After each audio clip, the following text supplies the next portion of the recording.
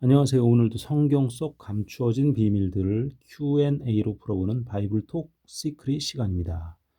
오늘도 많은 분들이 질문을 올려주셨네요. 감사합니다. 그 중에서 가장 많은 관심을 모았던 질문 한 가지 선정해서 오늘 답변을 해드릴 건데요. 오늘은 아이디 7890AI님이 질문을 해주셨습니다. 그런데 오늘의 질문은 성경과 관련된 질문이라기보다는 젊은이들의 신앙과 관계된 그런 질문을 해주셨네요. 질문을 먼저 읽어드릴게요. 젊은이들이 교회를 떠나는 이유가 궁금합니다. 왜 교회는 성경에 대해서 의구심을 품고 질문하는 젊은이들을 포용하지 못하는 것일까요? 묻지마 신앙을 가지고 강조해도 젊은이들은 이해할 수 없는데 말이죠. 아, 이건 기성세대로서 답변하기가 아주 쉽지는 않은 질문이라고 할 수 있습니다. 그렇죠. 젊은이들이 많이 교회를 떠나고 있는 것이 요즘의 현실입니다. 이것은 개신교를 포함해서 카톨릭도 마찬가지의 어려움을 느끼고 있습니다. 교회가 젊어져야 교회의 성장과 그 발전의 원동력이 될 수 있는 젊은이들이 많아져야 이제 교회의 미래를 기대할 수 있는데 젊은이들이 차츰차츰 떠나고 있죠. 저도 최근에 그런 질문을 들은 적도 있습니다. 묻지마 살인, 묻지마 관광, 묻지마 종교, 여기에 기독교가 해당되는 거 아닌가요? 라는 질문을 들은 적도 있어요. 그땐 좀 마음이 답답해지면서 왜 우리는 교회에 대해서 질문하지 못하는가? 성경에 대해서 의구심이 생기면 왜 목사님이든 장로님이든 권사님이든 질문하지 못하는가? 물론 질문을 하는 분들도 계셨고 저희 교회에도 질문을 하는 청년분들도 있습니다. 다만 그 질문에 대해서 이렇다 할 답을 주지 못하는 경우가 있죠. 요즘에 MZ세대들이라고 하나요? 이제 더 젊은 층이 또 새로운 세대로 계층이 이 탈바꿈을 하고 있는데요. 그 상황에서도 젊은이들은 성경에 대해서 의구심을 갖게 되죠. 또 의구심을 갖고 있는 친구들이 교회에 질문할 수밖에 없는 상황이 옵니다. 그들의 부모님들이 교회를 오래 다녔고 또 기도했고 교회에 봉사했고 헌금했지만 크게 달라진 게 없었다는 거죠. 3포 세대를 살아가는 요즘의 젊은이들, 비단 MZ세대뿐만이 아닙니다. 이제 3포가 4포가 되고 5포가 되고 포기해야 될 것들이 점점 많아지고 있는 이 어려운 세상 속에서 교회가 이 젊은이들을 어떻게 포용하고 어떻게 감싸줄 것인지 교회 내로 잘 불러들여서 이들을 교훈하고 가르치고 예수 그리스도의 제자로 만들 것인지에 대한 고민들을 이제 우리 기성세대가 해야 될 시기가 된 것 같습니다. 유럽의 경우만 봐도 큰 성당들이라든가 규모가 굉장히 큰 교회들의 주일날 예배에 참석해 보면 거의 이제 할머니 할아버지들 몇 분 정도가 남아서 예배를 드리시고 교회가 텅텅 비어 있는 상태, 또는 그 큰 너무나 아름답게 장식된 그 건축 양식을 통해서 지어진 교회들이 펍으로 그냥 팔려나가서 인테리어를 할 필요가 없으니까 펍을 사업 하시는 분들이 교회 건물을 사서 거기서 펍을 한다거나 또는 공연장으로 쓴다거나 이런 일들이 사실 현재 오래전부터 유럽에서는 흔하게 있어 왔던 일이기 때문에 우리나라도 또 미국도 이런 시대적 상황에 대해서 대처라고 해야 할까요? 무엇인가를 노력해야 되는데 그중 하나가 이 문제, 오늘 AI님께서 질문해 주신 이 문제가 아닐까 싶네요. 젊은이들은 계속 떠나고 있고 궁금해서 질문해도 교회에서 답해 주지 못하고, 또 이런 글도 올려주시네요. 그러네요. 맞습니다. 네.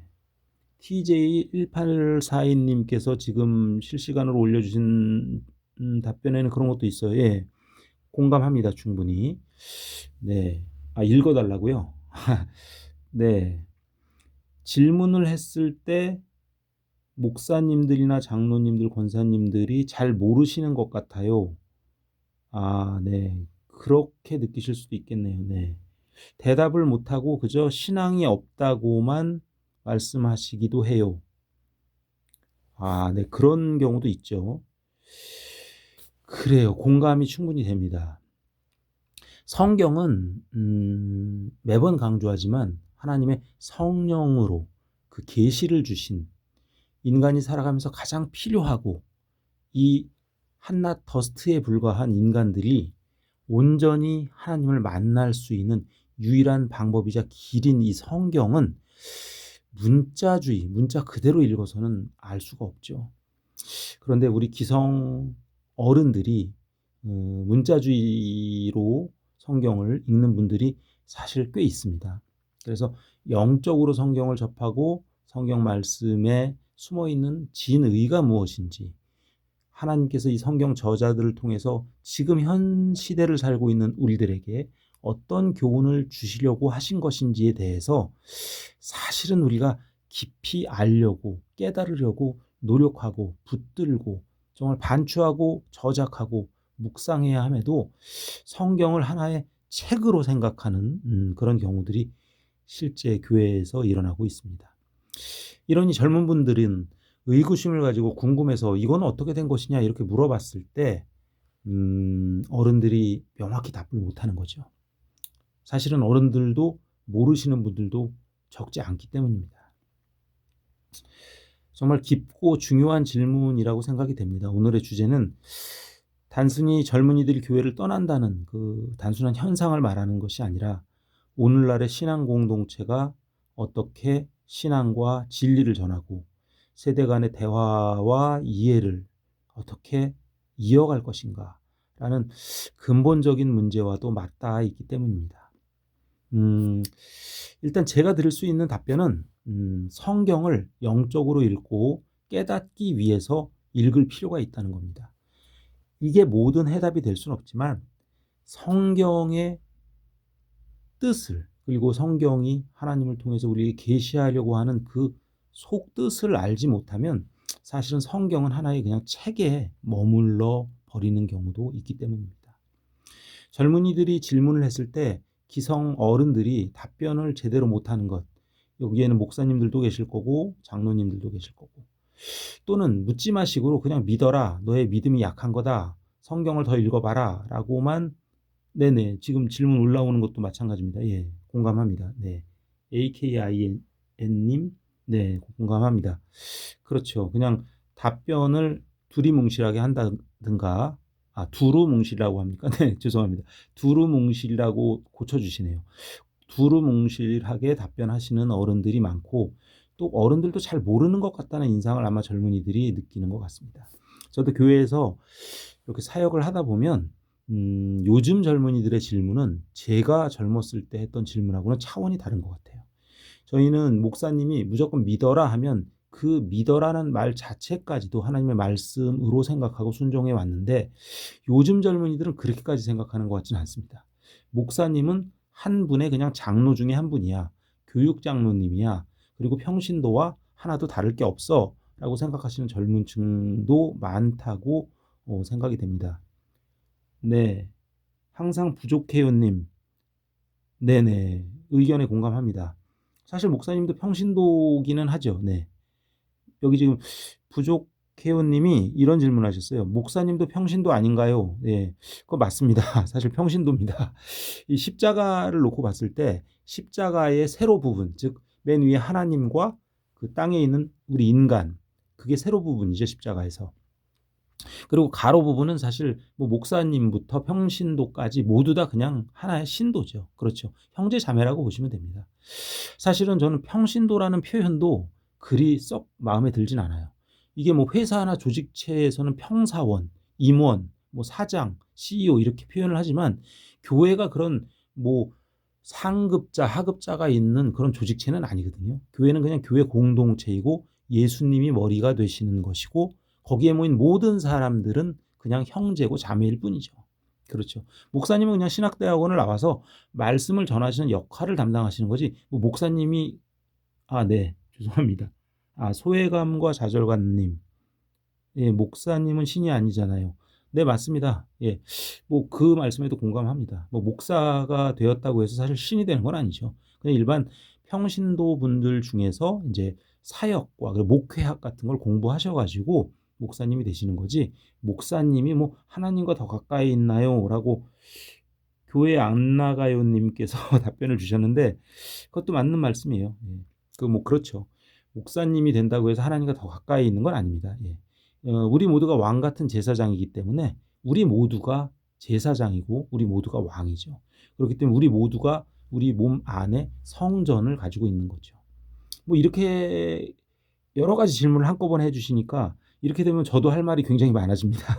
그래서 일일이 다 답변 드리지 못하는 점 좀 양해해 주시고요. 네, 이게 지금 생방송과 또 녹음을 같이 하고 있기 때문에 이 지금 녹음해서 남기는 유튜브에 올리는 분들은 이게 지금 어떤 상황인지 잘 이해를 못 하실 것 같긴 한데 어쨌든 생방송과 함께 녹음이 되고 있음을 말씀을 드리겠습니다.